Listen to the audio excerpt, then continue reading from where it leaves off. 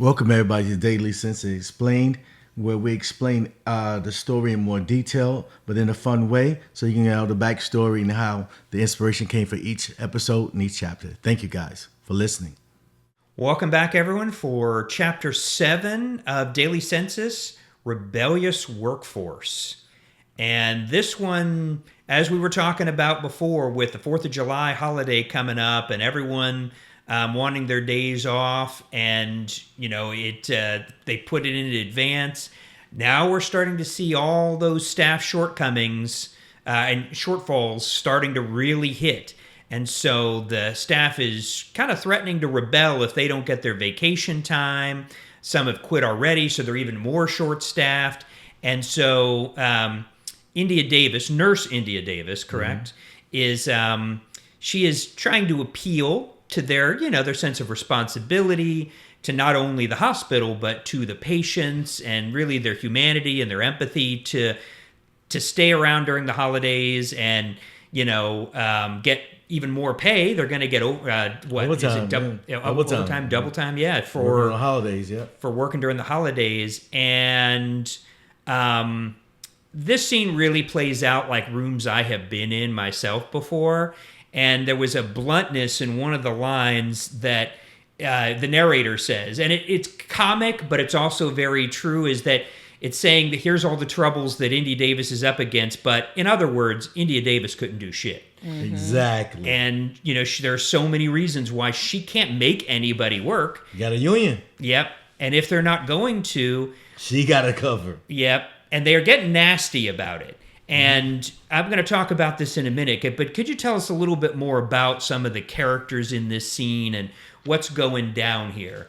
Well, personally, I never dealt with that, but I know for a fact that it happens. Yeah. Especially during holidays. Mm-hmm. If somebody put in advance, now you telling them, can you change your plans and stay back and work? They're not doing that. The only job my wife ever quit was for that very reason. Mm-hmm. They're not doing it because they already had things planned. They're trying tickets. They're trying to come to Miami. Mm-hmm. Get some Jean Toumoussi champagne. Yes, indeed. Prove they were in Miami, right? Yeah, it proves you were there. So with that being said, the nurse who's India Davis has really no choice but cover for them. She's begging them. She's trying to give him, you get more overtime, tell them about the money. When the money thing didn't work, then she wanted to tell them about, well, what about the patients? Don't you care about them? You were a nurse? She said, well, don't you care about the lady who's responding back to her? Both of the nurses like, nah, we're not doing that. You give it. Mm-hmm. You do it. You the boss, you supervisor, you want the money, that's what you get. Yep. And the character of Shansia. Yeah. I have known Shansia or someone like that, both male and female versions, and Shansia personally, based on someone we know. yeah. But I had to use her name. We've all worked with that person, and they are just extremely obnoxious personalities, and they're very skilled at just constantly goading you, just trying to get your goat and get your temper up, and then you lose it and look like the crazy one. They're like, I didn't do anything. But Shansia was right, though. Mm-hmm. I put my vacation in. It was already approved. Yep. You can't make me not do it. And I already bought my tickets. Yeah. So if anybody's staying, you do it. You the supervisor. Or find somebody else. Find somebody else. No one else wanted to do it. But, they could have... I don't know if they could have changed it or not, but I just want you to know, as a supervisor, anybody in leadership role, you're going to have pushback like that. Deal with it. Yeah. Everybody got to deal with a difficult employee. That's part of being a boss. And even good employees, when you try and change the rules on them, will get upset. When they got a union, what can you do? Mm-hmm. And that is, because they can always, and in fact, that's what they threaten. They're going to HR, right? HR, who's going to the union. Yeah. Yep. So you really can't do that. And every hospital I worked at, they had a union for the nurses. Yeah. Just for that reason, to protect them. Yeah. And that's, of course, there's a whole discussion that could be had about unions, and they can be amazing, good, protective, helpful things. They can also be really terrible things that help terrible employees stay employed. Yeah. It can be both things. And everything else, bad with the hard good. To get rid of them. Yeah, it's hard to find somebody in a union. Yeah. They got to pretty much fire themselves. But other than that, I'm so used to just dealing with unions my whole life. Yeah. So it is what it is. Yeah, and they have a whole process unto themselves, of course, too. And it's politics again, who you know, how friendly you are with people, how much they like you. Yes, sir. You know, all those things. So, And in this chapter, you also see the after effect or the aftermath of all those changes that were implemented with the firing of the nurses and all the new rules. So now we're starting to see how this is starting to affect the hospital. Yeah, it's really starting to cause a lot of problems here. But you see, Tracy Snipes didn't care. It doesn't. She don't have to deal with that level. Exactly. It's the nurses. And let the CNO and all them figure it out. Right. Because that again, that's not my problem. Yeah, you all figure it out. Mm-hmm.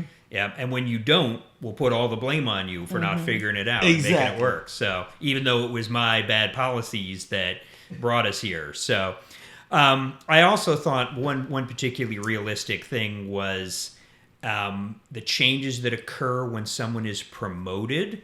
And we learned that, India Davis was promoted up to that position. And so a lot of the other nurses look at her with jealousy and criticisms and snide comments. And, she doesn't really deserve that position. She must be sleeping with Scotty Allen. Yeah, of course that happens. Oh, yeah. Yeah, in any job. And unfortunately, women face that even more so. Yeah, not on her merit whatsoever. But that's realistic. That's realistic. That's going to have the readers and the viewers know for a fact that does happen. You can relate to that. Yeah. Well, you got this position, you deal with it. Yeah, they really, she was one of them at first. Now she's their supervisor. So, you must have been sleeping with the director or da-da-da. So, you can't deal with it? You have to do it. We're not going to do it. And they're really being mean towards her. Petty. Right. That's above my pay grade. I don't have to deal with that. So, hear it all the time. Yep. So, yeah, I thought that this scene, again, reminded me of a lot of situations I've been in. I worked for one major corporation that will go unmentioned, computer company, that started in retail one way and shifted a number of times as we went along. And basically, we lost a lot of the full-timers, got a lot of part-timers that not only did not know the product or the corporate culture, the culture of that company very well, but also they didn't have to pay in benefits because they were part-timers. So, there was a lot to that, but you couldn't tell what was intentional and what was just an unintended consequence of a policy change. But the two things merged together to really make it a much less pleasant place to be than it was when I had started. And so this was like, oh, geez, this is familiar. And I think I may have even been Shansia at one point. So in one particular meeting that I'm remembering. So yeah, I think we all play these different parts at different times in our lives. So I'm glad everybody can relate to that one. Yeah, for sure.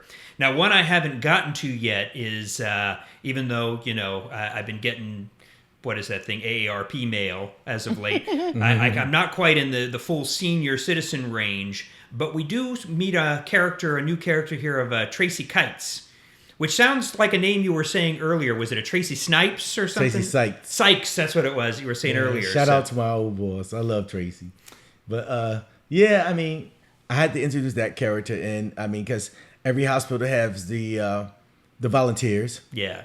So she's just one of the volunteers that actually there to help out all the time. She works in the mail room. So, it sells the mail room director. It saves him a lot of overtime because she's willing to do stuff, because she's older. She don't have any extra activities outside of work. So, she don't mind helping. She's already getting her retirement. Yeah, so or she's Social already, Security. so people like that's good to help. And if you work in hospitals, the volunteers are there to basically help greet people in the front or work in the mail room. So I just want to add this to it because it's part of the hospital culture.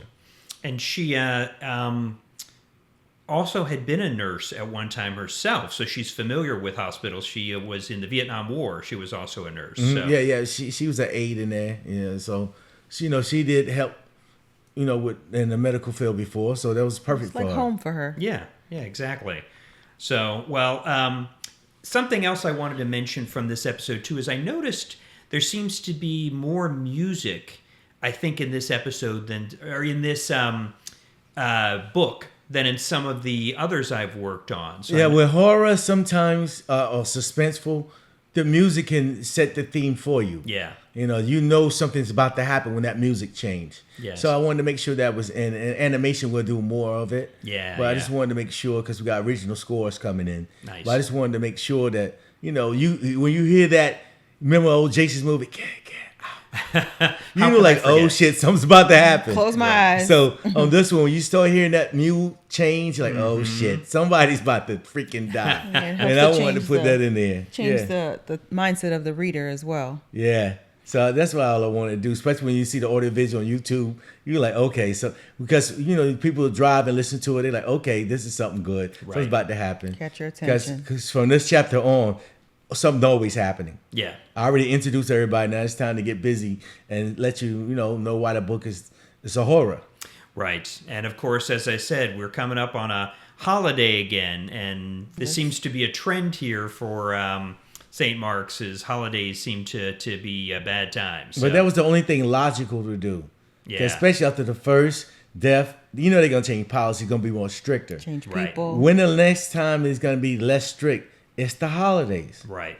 People still gonna take off. Yeah. So that's why it makes sense for this book to make sure it's around holidays. It may be a holidays 2 or 3 years difference, Right. but it's always around the holidays. Yes. All right. Well, we will definitely be jumping into that in the next chapter coming up here, where things really start to play out. So we'll see everyone next time. Yes, we will, everyone. We'll see you next time. And thank you for joining us for Daily Census Explained. So if you could just please assist us by hitting the like, subscribe, and notification buttons. You can also comment and share our content. These small things really help our channel, and it means a lot to us.